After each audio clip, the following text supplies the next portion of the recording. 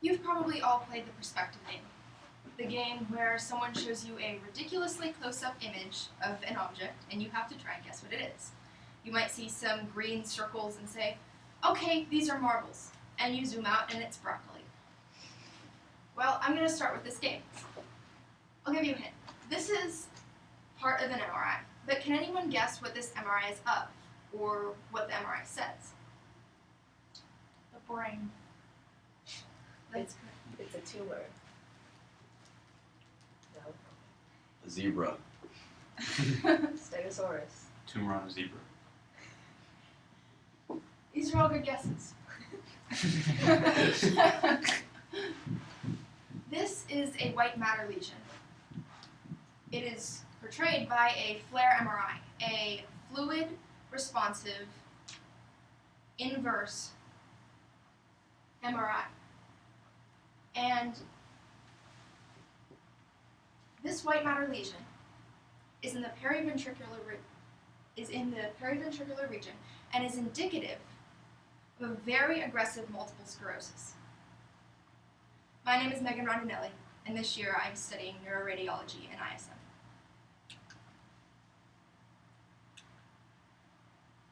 So what is ISM? It's independent study and mentorship. So far I have been, and I will continue to, conduct independent research in the field of neuroradiology with a focus on the development of technology as well as the development of technique to analyze images.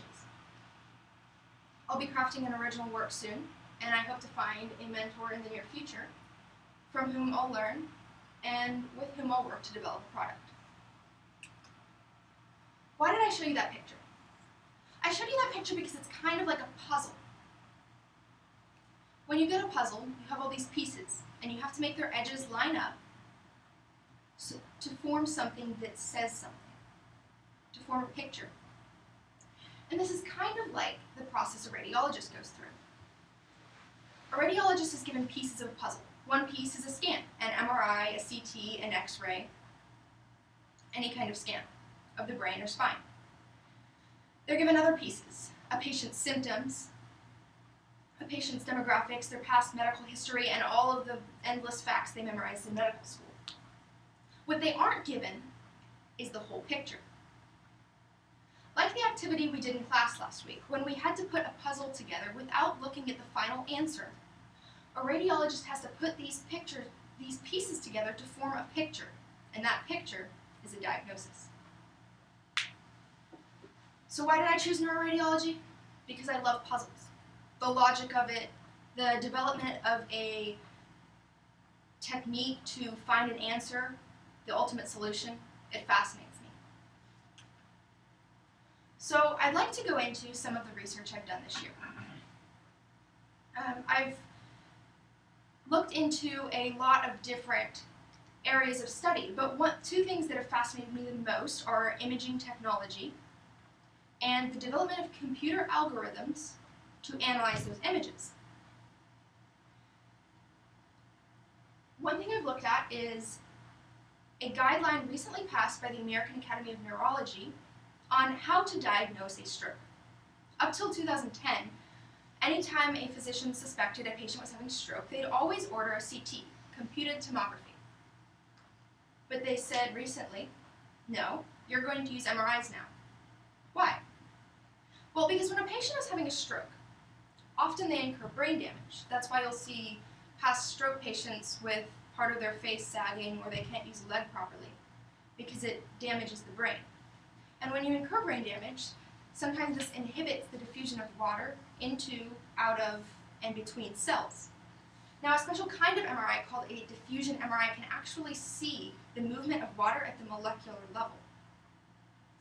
This ability to use an MRI to diagnose a stroke is incredibly valuable because most brain damage occurs within a few hours of the initial symptoms of a stroke. This extra time allows for treatment, presumably in the form of intravenous thrombolytic therapy, which fixes the blood clots that cause the stroke in the first place. Another thing I've been interested in is computer algorithms, or artificial intelligence, as used in medicine, as used in diagnostics, specifically as used in diagnostics using scans in neuroradiology. One of the first things I looked at is IBM, the software company, has developed a supercomputer called Watson. Now, Watson's initial purpose was to beat humans at Jeopardy, which sounds fun, but isn't particularly useful or helpful. Now, they achieved this 5 years ago. So now they have this super powerful computer. What do they do with it? Well, they started training it in oncology. And now there's speculation that it will be used in diagnostic radiology, particularly in the brain. Now, my personal input on that is I don't believe that it will be used independently to diagnose, but rather as a helper, as a first filter to pick out abnormalities in a scan and point them out to a physician and say, hey, look at this one spot, rather than looking at the whole thing. Similarly, at the Indian Institute of Technology, a few graduate students have developed a computer algorithm that they intended to diagnose glioma with. Glioma is a form of brain cancer. Now, what they found is that it actually is more efficient in diagnosing multiple sclerosis, like the picture I showed you at the beginning, with the white lesions in the paraventricular brain matter.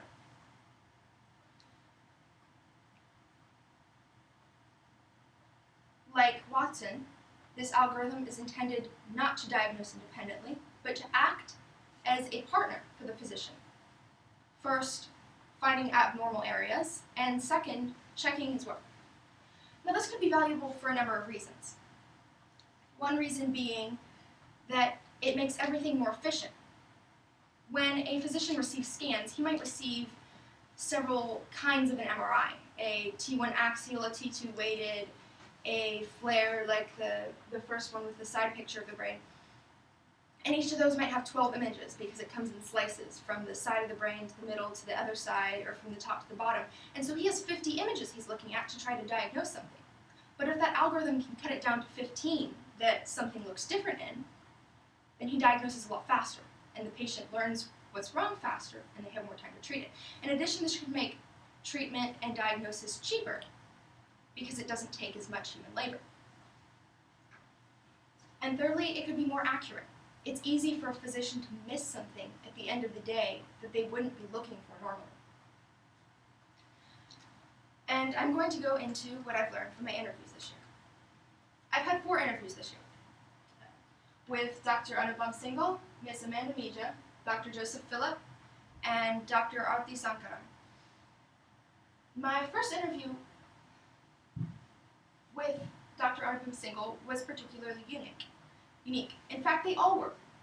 They all told me how their days go from the beginning to the end. They all told me their job description. But each of them told me one thing that stood out. For Dr. Singhal, he explained the exact mental process he goes through to diagnose a scan. And I asked him this because I wanted to understand. When you're doing a jigsaw puzzle, you probably start with the edges. You probably start by sorting the centers from the edges, forming the border, making chunks in the middle, and then filling in the gaps. And I wanted to know how he solves his puzzles. And what he told me was interesting, because he doesn't look at the scan first. What he looks at first is the patient's symptoms, their medical history, and everything about the patient. And he comes up with a list of 3 to 5 things that he thinks are probably wrong with him. And then he looks at the scans, and he goes from the list from the most likely to the least likely. And usually, that's how he finds what's wrong. But sometimes he doesn't, and at that point he would go through every single picture and say, what's weird? And when he finds what's weird, then he knows what's wrong. Now, every once in a while there's nothing wrong and everything's negative, in which case there's no puzzle in the first place. My second interview was not with a neuroradiologist. She wasn't a radiologist. She wasn't even a physician. She is a PhD candidate at Johns Hopkins University in biostatistics. And what she's looking at is a more efficient way to analyze the data coming in from neuroimaging. So she wasn't able to tell me the mental process that things go through, or the cause of diseases, or how they show up on scans, but she was able to tell me how the technology works. Specifically, she talked to me about functional MRI. Functional MRI looks at connections within the brain.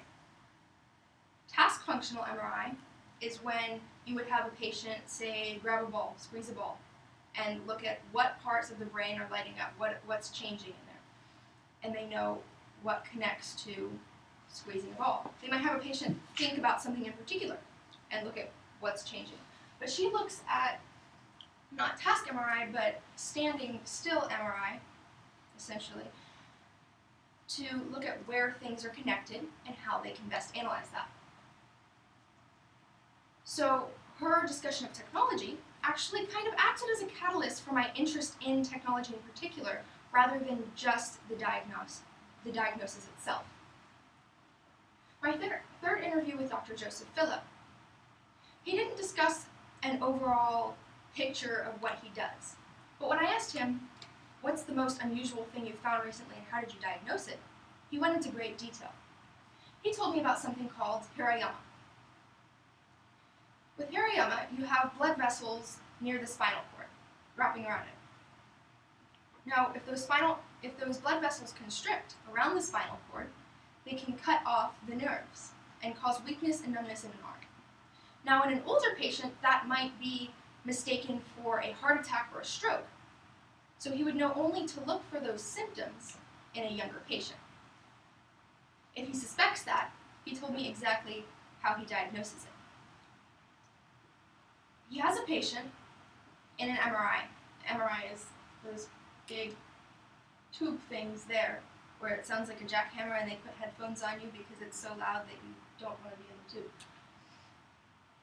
And they position you so that your head is bent forward like this because the blood vessels that it affects are in your lower neck. And they inject you with contrast dye so that it shows up in color. And he looks for certain things.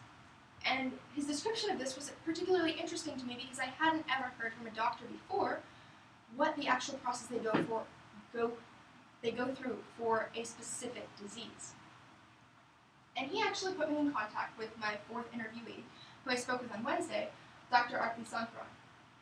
Now, she didn't give me a whole lot of information on anything in particular relating solely to neuroradiology, but when I asked her about artificial intelligence, she had all the answers. Not all of them.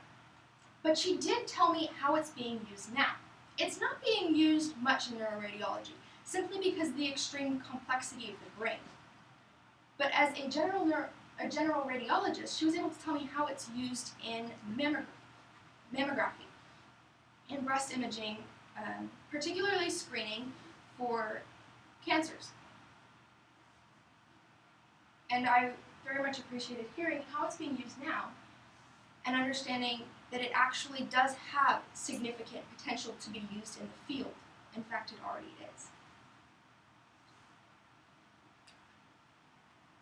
This leads me to my original work. Because of my acute interest in artificial intelligence, I've decided to focus my original work around that. Now, I am by no means a computer programmer like Abel, and I by no means am a doctor who knows exactly what to look for in a scan. So I won't be writing any code. What I will be doing is trying to understand the public's awareness of how they are diagnosed now. I want to understand a few things. 1. What do people know about who diagnoses them now? 2. What is the level of comfort with the public on computer-aided diagnostics? And 3, do radiologists think it will happen? And so I've crafted a survey analyzing demographics and essentially my audience's understanding of the topic. And I'll be launching that soon. I'll also be speaking with various researchers on their input on things. And that leads me to my quote for the year. Louis Pasteur not only invented the process for pasteurization that makes you able to drink your lovely milk, but he also invented several vaccines that save lives. Quite impressive. And when someone asked him why he was successful, he said, "Let me tell you the secret that led me to my goal. My strength lies solely in my tenacity." Tenacity. That's what leads you to your goal. Thank you.